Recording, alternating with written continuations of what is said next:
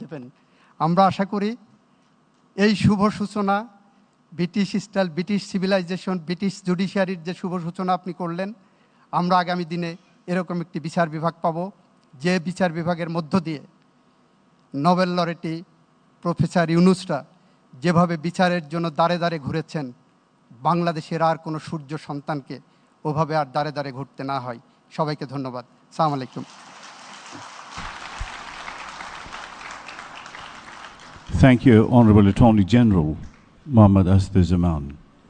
Ladies and gentlemen, may I now call upon the special guest, Dr. Asif Nazrul, Honorable Advisor, Ministry of Law, Justice and Parliamentary Affairs of the Government of Bangladesh, to kindly deliver his speech.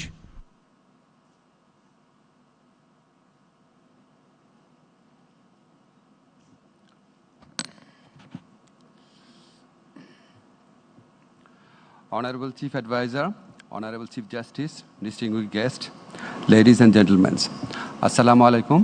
It is actually a great privilege and honor for me to address this audience, very impressive audience, and to speak in front of our Chief Advisor, Nobel Laureate Dr. Mohammad Yunus. Let me begin by affirming that judicial independence and efficiency are essential and prerequisite for true democracy, social justice, and non-discrimination. And in fact, these are the principles for which our young generation and students, they fought and sacrificed during the glorious July Revolution in 2024. We are fully aware of their sacrifice, and that is why, under the leadership of our Chief Advisor, we have undertaken a broad range of reform agenda, including for making the judiciary accountable, efficient, transparent, and independent. I would just highlight two key areas. First is reforms in the subordinate judiciary and the reform agendas in the higher judiciary or in the Supreme Court. First, subordinate judiciary reforms, and in this area, in last 10 months, we have actually focused on three priorities. Number one is speedy and low-cost justice delivery, and for that we have done transformative amendment of the Civil Procedure Code and Criminal Procedure Code, including for affidavit-based examination of witnesses, digital service of summon, and strengthening procedural safeguards during arrest and interrogation in criminal cases. Our second priority is to address the problem of backlog of cases in the judiciary. And we have undertaken a number of measures. Just today, we have passed an act for improving the legal aid service to the people of Bangladesh. And we have made provision for mandatory mediation, and we have made provision for strengthening the legal service provided by the government of Bangladesh. And we have certain objectives that currently, I have explained it before, that 500,000 cases roughly are filed in the Bangladeshi courts, and only 35,000 cases are disposed of by mediation or through the legal aid service. So we have set an aim for us that we are planning that through the strengthened legal aid service, we could at least dispose of 30% of the cases before it enters into the court premises. Our third focus is on establishing or strengthening accountability. That's why we are collecting wealth statement of all the, we have collected wealth statement of all the judges, and we have made a centralized judicial staff recruitment process, and we are also planning to improve the curriculum for the judges. And among other initiatives, we have actually made recommendation for the withdrawal of nearly 12,000 cases. And those cases were politically motivated and passed to suppress and filed to suppress the opposition. The second one, we have made amendment to important legislations, for example, the Cybersecurity Act and the Women and Children Repression Prevention Act. We have also digitalized marriage, divorce deeds, and bail bond process. But the central theme and the more important theme in particularly for our Chief Justice is establishing a separate secretariat for the Supreme Court. Of course, our government is committed to establishing a separate secretariat for the higher judiciary, and we understand this is actually essential for ensuring that the lower judiciary is free from the interference of the government. This is very much essential. If we can place the higher judiciary in control of the lower judiciary, it is expected that they will be free from political interference. But before that, my personal belief is that before that, we have to first ensure that the higher judiciary itself is immune from political interference.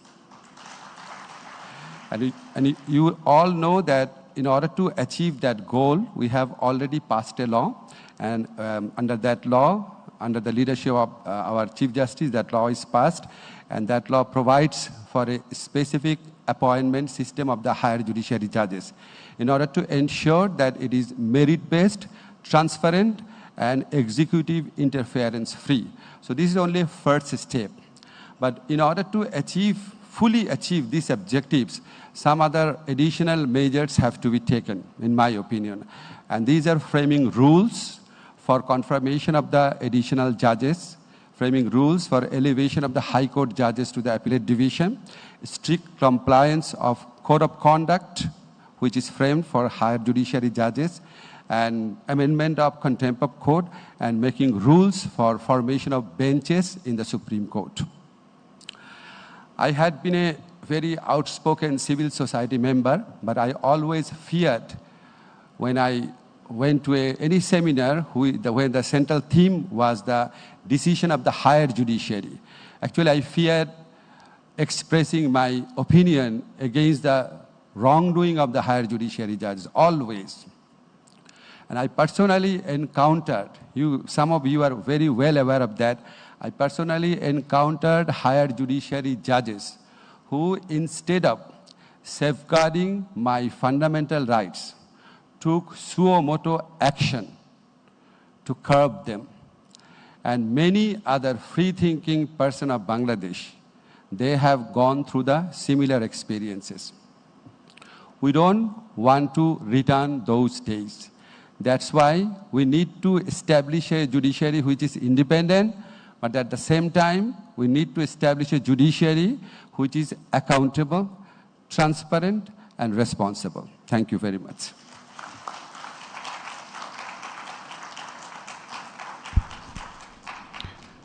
Thank you, Honourable Advisor, Ministry of Law, Justice and Parliamentary Affairs, Mr. Asif Nazrul.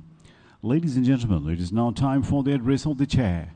I request Dr. Justice Syed Rifat Ahmed, the Honourable Chief Justice of Bangladesh, to kindly deliver his remarks and enlighten us with his valuable insights.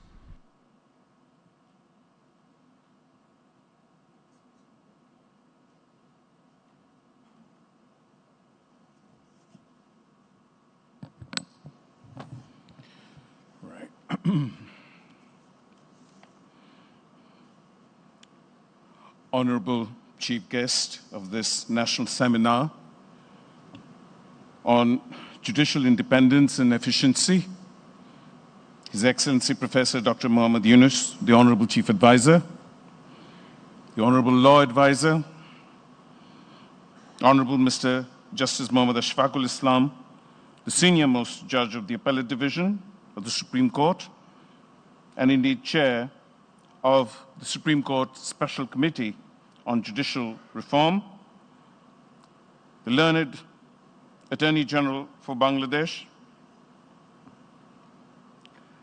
honorable judges of both divisions of the Supreme Court of Bangladesh, Your Excellencies, ambassadors, high commissioners, and other foreign dignitaries, the resident representative of the UNDP, Mr. Stefan Lilla, the Vice Chairman of the Bangladesh Bar Council, Senior Advocate Mr. Zainul Abidin, the President of the Supreme Court Bar Association, Senior Advocate Barrister A.M.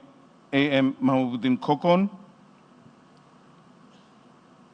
learned district judges and chief judicial magistrates representing 64 districts, learned Metropolitan Sessions judges and Chief Metropolitan Magistrates, members of the Supreme Court Bar Association, members of the Supreme Court Registry, members of the Fourth Estate, i.e. the print and electronic media.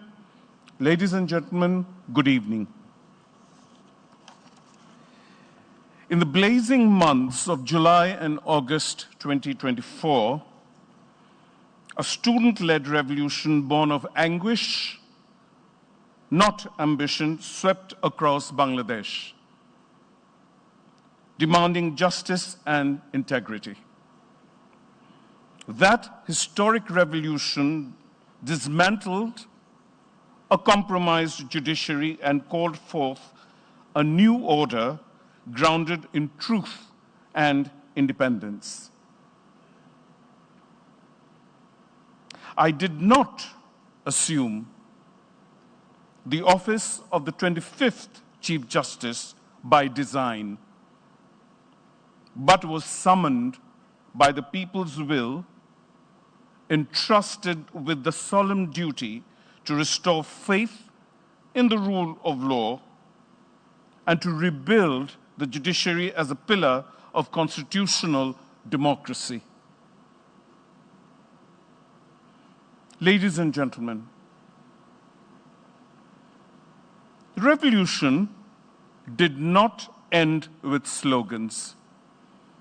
It demanded a moral reckoning and the very reconstruction of our statehood.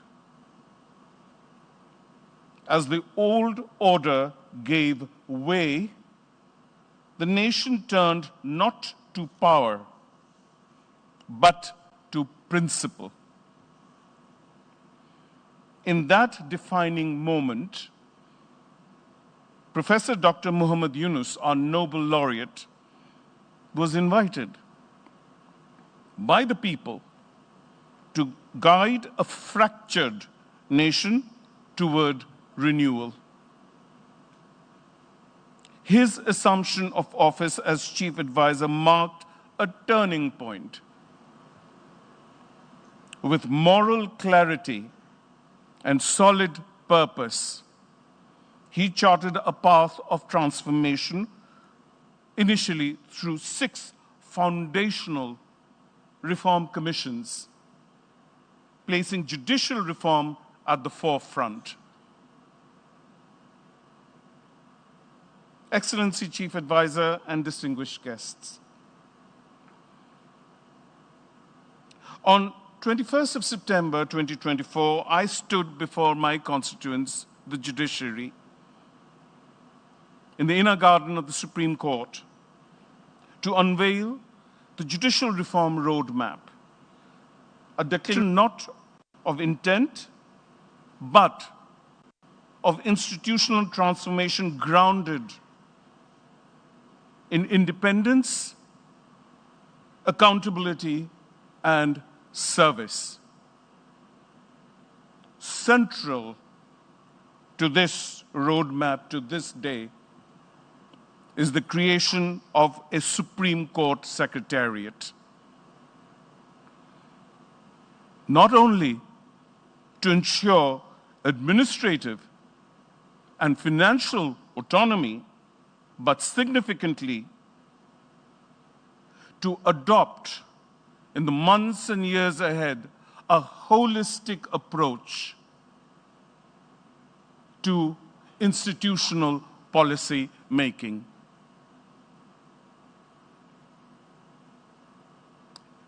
Institutional safeguards such as depoliticized guidelines on postings and a proposal for separate civil and criminal trial courts to enhance adjudicatory clarity, along with enhanced allowances, car loans, and security measures for judges were in tandem introduced, not as privileges, but as protections of judicial integrity. Complementing these structural reforms I issued 12 directives targeting procedural efficiency and targeting to corruption, including setting up of helplines, a nationwide digital complaint mechanism, and opening all possible avenues within my means to ensure public redress. This endeavor, I am happy to report to you, has caught the imagination of a nation newly born. These initiatives are restoring public trust by dismantling a culture of silence and replacing it with one of service. Distinguished guests, a judiciary cannot claim true independence unless the appointment and accountability of its highest members are structurally shielded from political influence. With the Supreme Judicial Council now restored as the guardian of judicial discipline following the disposal of by my court of the review of the 16th Amendment case, we have also, in addition, taken a forward-looking step by establishing the Supreme Judicial Appointment Council, a collegium ensuring that apex court appointments are guided by merit, transparency, and integrity. This particular proposal regarding the appointment of judges of the Supreme Court, also endorsed, notably, by the Judicial Reform Commission and swiftly operationalized through an ordinance in January 2025 and approved by the interim government under the leadership of the Honorable Chief Advisor, Professor Dr. Mohammad Yunus, has already borne fruit. The two most recent judges elevated to the appellate division were appointed under this process, setting a new standard of legitimacy. A fresh round of appointments is now under consideration even as we speak, reinforcing that judicial elevation shall henceforth be grounded and as enshrined in the Latimer House principles, in public trust and institutional dignity through a publicly declared process. I'm deeply grateful to the Honorable Law Advisor for his instrumental role in this regard, and I firmly believe that the Supreme Judicial Council and the Supreme Judicial Appointment Council now stand as twin pillars of judicial independence, ensuring accountability on one hand and the principled selection of judges on the other. These are incremental steps taken as of October and are considered by my court and by myself as indicative of significant progress made towards that one ultimate objective of setting up an independent secretariat for the Supreme Court.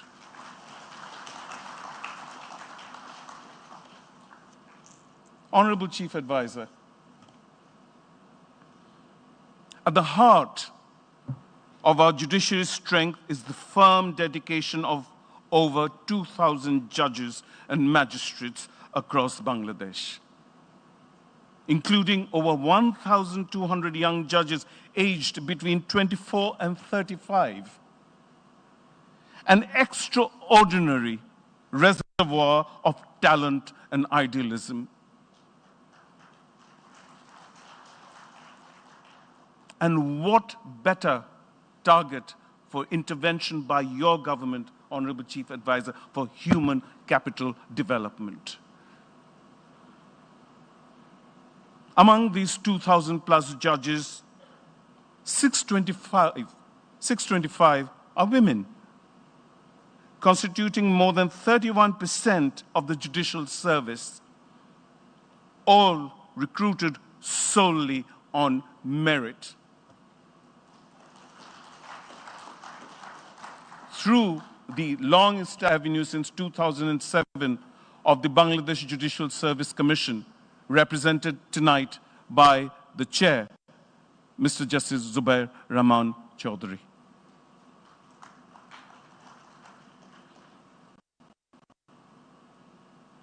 Their presence, the young, the driven, in the subordinate judiciary, Honorable Chief Advisor, is not symbolic, but transformative, bringing empathy, inclusivity, and intellectual rigor to our courts, and reshaping the culture of justice delivery. Despite logistical constraints and limited infrastructure, these judges, especially in 36 districts, where case disposal has surpassed, I have witnessed firsthand in all my travels the last several months, the length and breadth of this beautiful country. Case disposal in these 36 districts, Honorable Chief Advisor, has surpassed new filing in the past 10 months.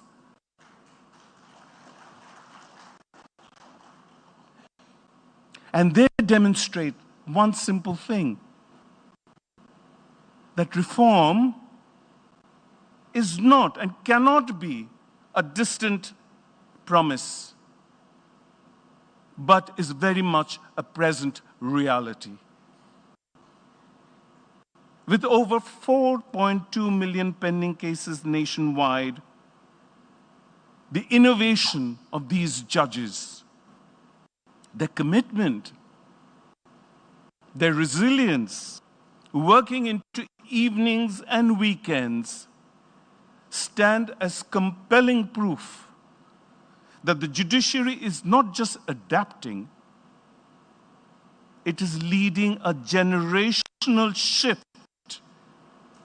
driven by merit and purpose. Ladies and gentlemen, no reform of this scale that we have so ambitiously embarked upon can thrive in isolation. It has been sustained by a powerful alignment of national and international partnerships. The UNDP has stood at the forefront in this endeavor, turning vision into reality through wholehearted support, including, if I may add, a transformative study visit to South Africa barely a few weeks ago, co-organized the Commonwealth Secretariat, where we drew inspiration from their model of reconciliation and transitional justice. That journey, needless to say, has deepened our understanding of restorative justice.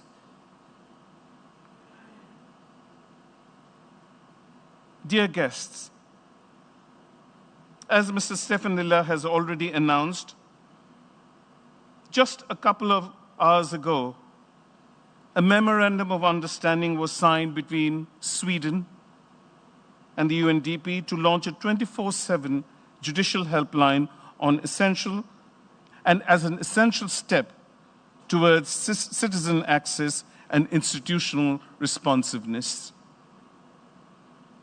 Our other partner, the European Union, working these many months closely with the UNDP for advancing our digital legal aid services, has also come on board for creating a justice system that is both accessible and technology-driven.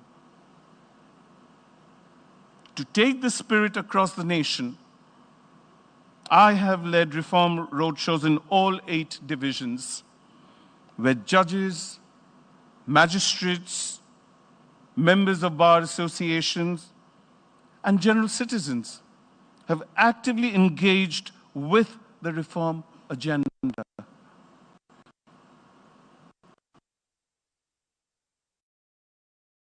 Bangladesh,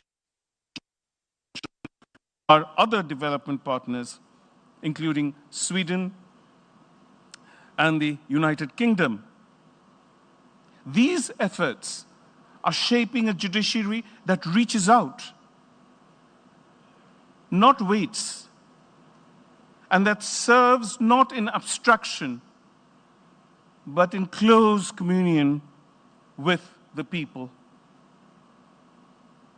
Ladies and gentlemen, before I conclude, allow me to place on record my profound gratitude to all who have sustained and enriched our collective journey thus far. My special gratitude to the Honorable Chief Advisor, Professor Dr. Muhammad Yunus, whose visionary leadership has given impetus to this reform endeavor. I'm grateful to the Honorable Law Advisor for his understanding and close study of our institutional redesign, and to the Honorable Attorney General of Bangladesh, whose steady counsel continues to fortify the dialogue between the bar and the bench. My note of appreciation in particular goes to the Honorable Judges of the Appellate Division and the High Court Division of the Supreme Court of Bangladesh, whose wisdom and fortitude inspire the judiciary to uphold its highest ideals in times most fluid, most unique, and uniquely transformative. It is not easy, but we persevere against all odds. I also place on record my sincere thanks to the Supreme Court Special Committee on Judicial Reform for its sustained contributions at critical junctures of this transformative journey.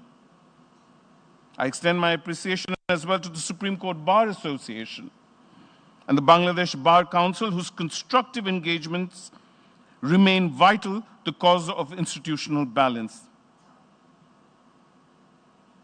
And I especially acknowledge the leadership of the Bangladesh Judicial Service Association for lending crucial support to the CJB's reform roadmap the past several months.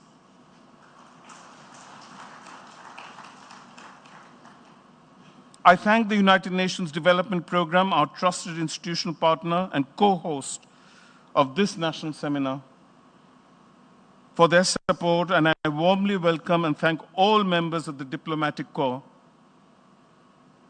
and our development partners whose presence today reaffirms the international community's faith in Bangladesh's not only judicial renewal, but national renewal. Your Excellency, Honorable Chief Advisor, the judiciary over the past nearly 11 months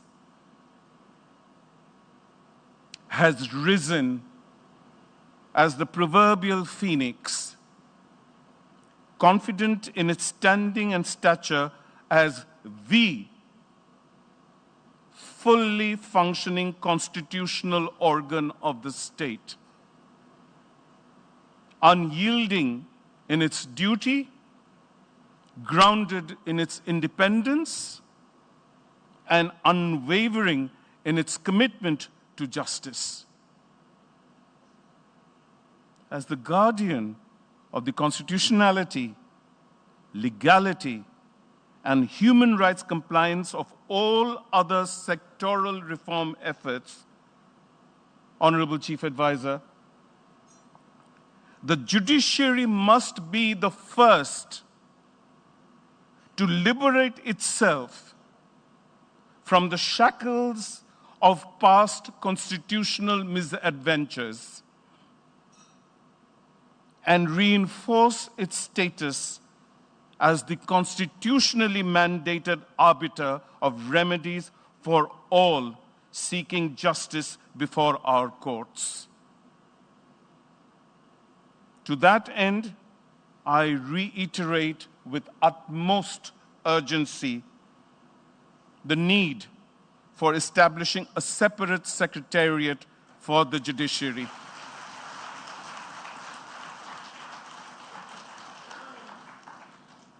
Which is essential not only for administrative autonomy, but for securing the structural foundation upon which all other sectoral reforms must rest.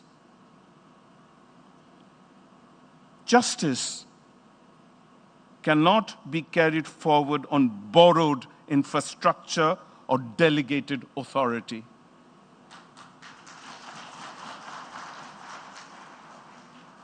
It must stand on its own institutional legs. Together, let us ensure that the judiciary is not merely preserved, but empowered, renewed, and firmly established, if only as a commitment to future generations and for a fiduciary duty undertaken by ourselves under the principle of intergenerational trust. Thank you all.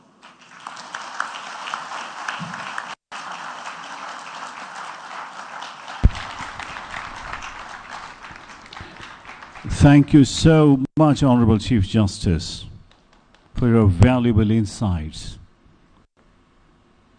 Ladies and gentlemen, I request the Honorable Chief Justice yourself once again to kindly do the honor of presenting a memento to the Honorable Chief Guest, Professor Dr. Muhammad Yunus, Honorable Chief Advisor of the Government of Bangladesh.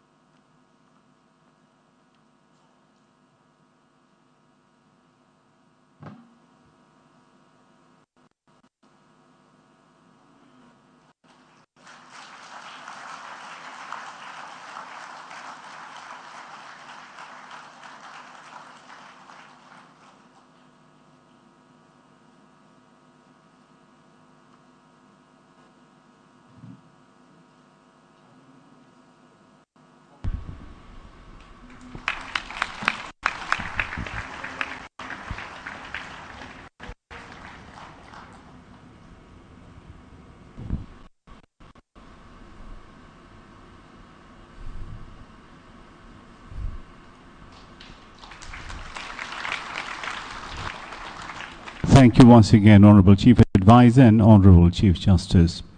Ladies and gentlemen, the chief guest of the seminar, Professor Dr. Muhammad Yunus, Honorable Chief Advisor of the Government of the People's Republic of Bangladesh, is now requested to kindly address the audience with his valuable words. Ladies and gentlemen, the Chief Advisor.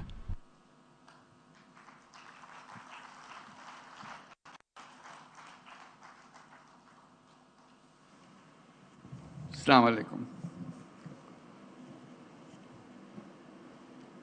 As I was entering the hall and looked around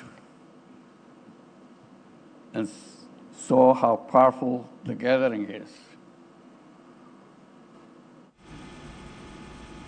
and then I looked at the sign there, the topic of the seminar,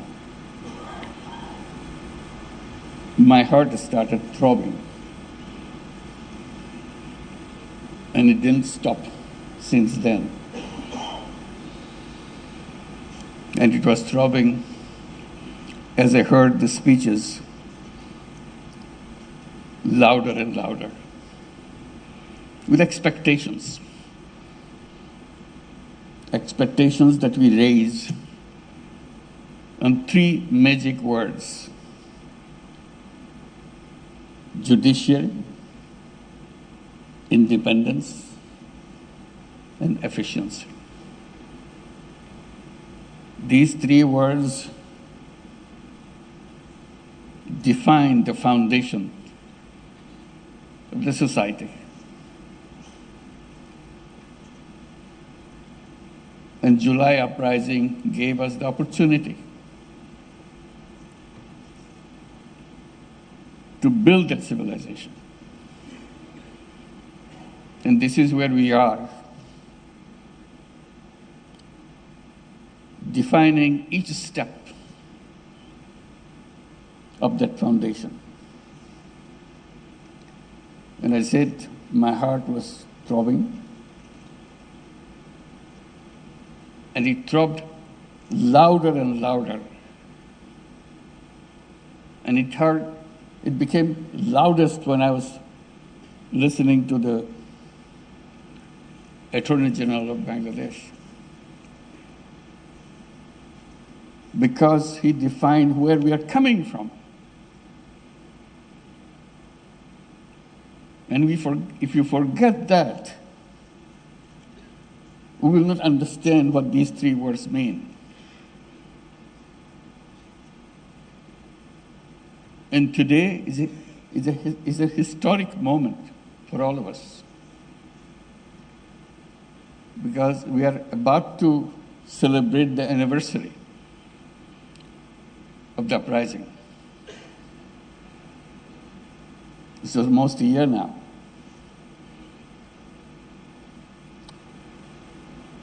Our young people defined their aspirations with their blood. And it's our job to make their dream come true, the dream of creating new Bangladesh. This is what we are talking about. This is a step one. Nothing can work until we go back to these three words and establish them. And everything else is possible if you make this beginning in the right way. And thank you, Honorable Chief Justice, for elaborating every single step of the way, what the needs are, what we must do. So today, on this historic moment, let's pledge that we'll make it true, make it come. Because this opportunity will never come again. We must not let this slip away from us. And the heart that was throbbing will make that happen if you keep it throbbing until we achieve those words, which is given as a theme for the seminar. Honorable Chief Justice of Bangladesh, an honorable guest, honorable ambassadors and high commissioners, I feel very privileged to be here today for the very reason that I explained. This is where it all begins. If we cannot get this right, rest of it will not come right. So let's make sure we make it right. This seminar is particularly timely and significant, as I explained,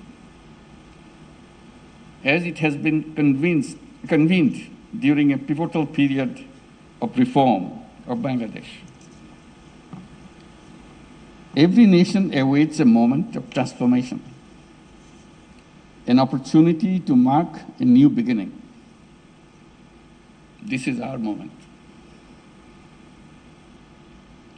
We want to redress the past anarchies, maladministration, despotism, and authoritarianism, and to set the country on a path of good governance and rule of law.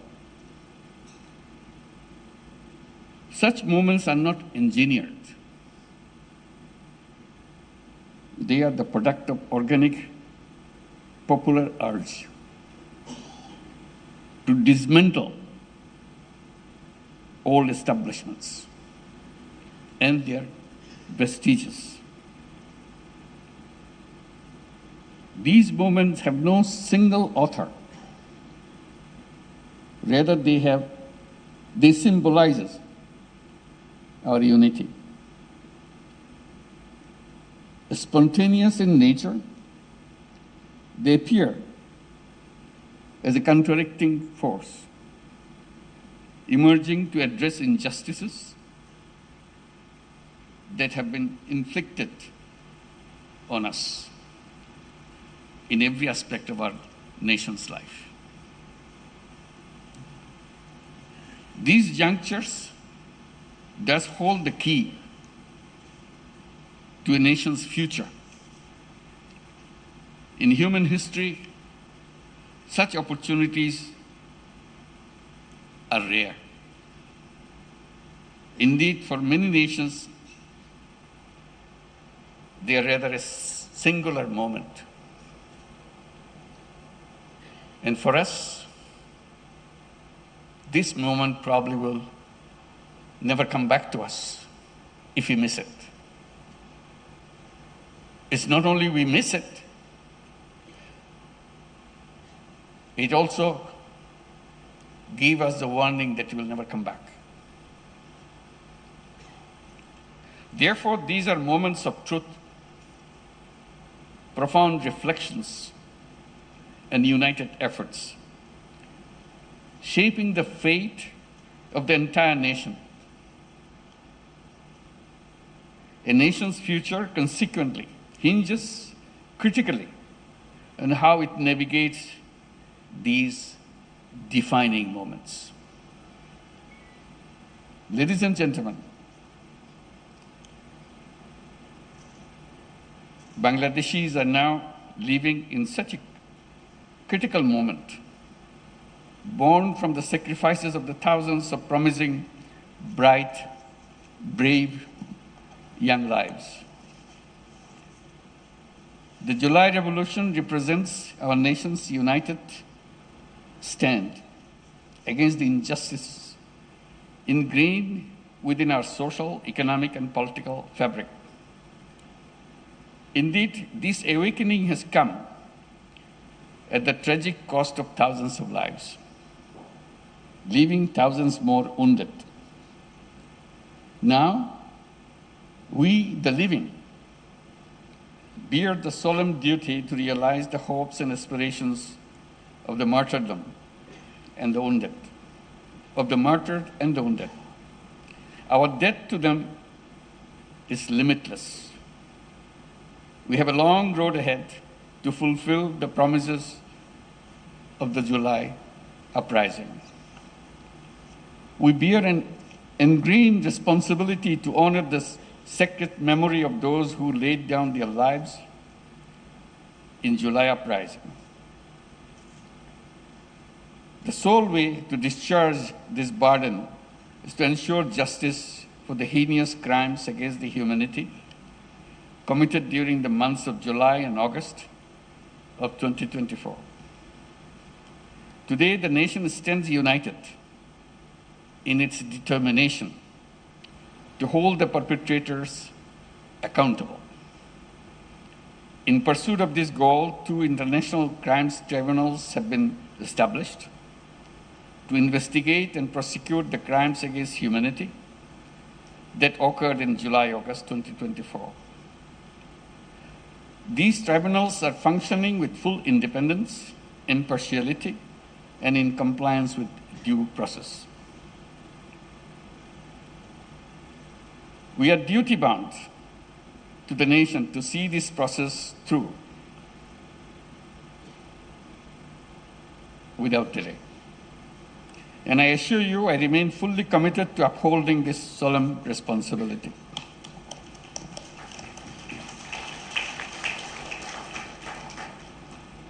But we must keep in mind, the July uprising was not merely about ousting a despotic regime. It was fueled by an intense desire to dismantle the deep-seated hegemonies and the biases that have persisted from the villages to the cities. Through the revolution, we aim to create a just society where liberty, equality, and dignity would guide all our actions. The uprising sought to break down the old order and rebuild the state so that no individual or party could ever become despotic or authoritarian. These hopes and aspirations now place upon us the daunting task of reimagining the state and redefining the boundaries of its key institutions. And today, we as stakeholders of this reform stand pledge-bound to do what we are owed. When we speak of reform, we are not talking about minor tweaks that will fall apart under the pressures of time and power. We speak of tasks left undone in the last 54 years since our independence. We speak of changes that will create a powerful democracy while ensuring that democratic aspirations do not twist into either authoritarian desires or populist yearnings. Using populist tactics to win elections and then abusing and manipulating the power structures, dismantling checks and balances, and turning oversight bodies into tools of oppression, these are common strategies from the autocratic playbook. The opportunity for reform endowed on us by the July Revolution presents us with the opportunity to design such mechanisms and power structures that can foil these autocratic maneuverings. The governance of the state in the 21st century presents distinct challenges to securing polities founded on democratic ideals. These challenges range from countering rising populism to repelling authoritarianism, illiberalism, and similar threats. Bangladesh has unfortunately experienced all of these challenges at various stages and varying degrees. It is widely argued that there is one institution, namely judiciary, that can play the most significant role in addressing these issues. That's why we are here today, to make sure we build the judiciary to make it happen. As an organ of the state, in line with the theory of separation of powers, the judiciary bears the responsibility to uphold and deliver justice, both broadly and individual cases. In the past years, however, have shown how the integrity of this vital institution has been undermined, to say the least. How the judiciary was co-opted to empower state machinery rather than limit it. How it was used to circumvent checks and balances, and how it was weaponized to clamp down on dissent. All of these have led us to this particular moment today, necessitating reform so that the judiciary can reclaim its independence, efficiency, and a process initiated under the leadership of Honorable Chief Justice of Bangladesh and being undertaken by the Ministry of Law and Justice of the interim government. Distinguished guests, in considering reform initiatives, we must assess the effectiveness and credibility of various institutions and structures in shaping Bangladesh's future. The judiciary is no exception. It is a concerted effort to bring about meaningful change. Judiciary Reform Commission has been formed and it submitted its report grounded in deep research into the country's unique circumstances. The report of Judiciary Reform Commission is complemented by the Honorable Chief Justice's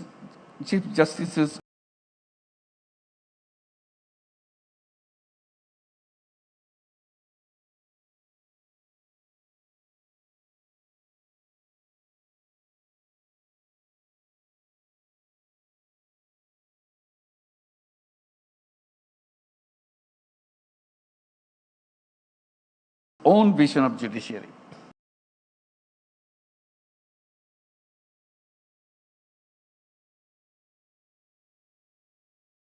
A shared commitment to their common objective.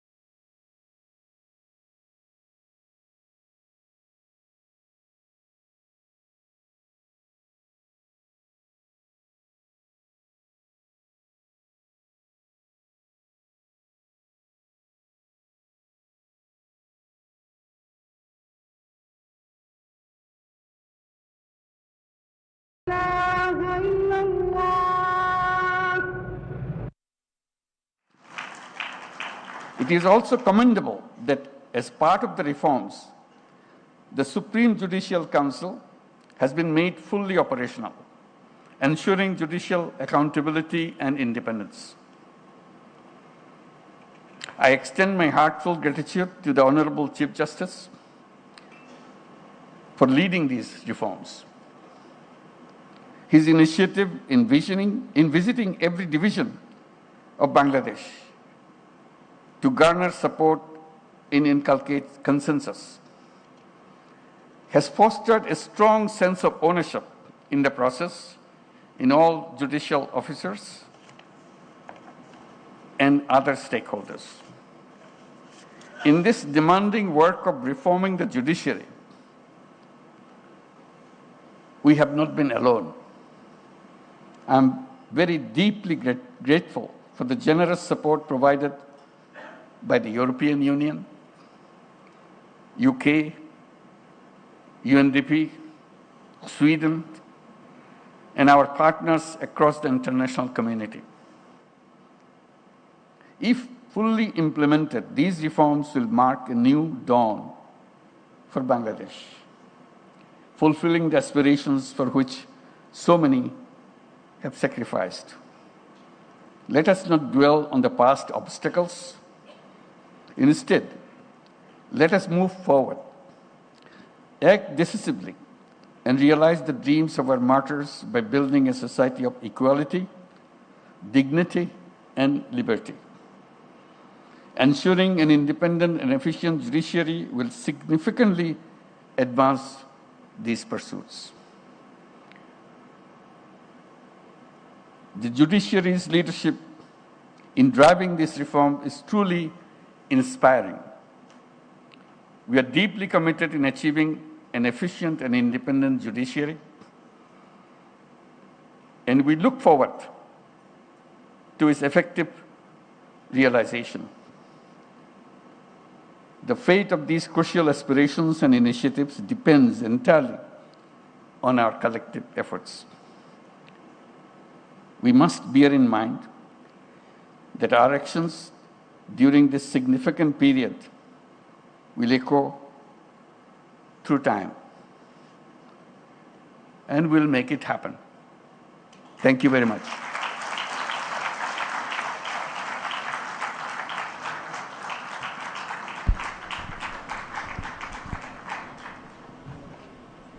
We extend our heartfelt thanks and gratitude to you, Honorable Chief Advisor, for your presence and participation. Let me once again thank you all for your presence and participation. May the vision for an efficient, independent judiciary and a prosperous Bangladesh, which we have explored today, materialize swiftly. With that, we bring this session to an end. It's our great pleasure to invite all the participants to join us for a dinner. Allah Hafiz.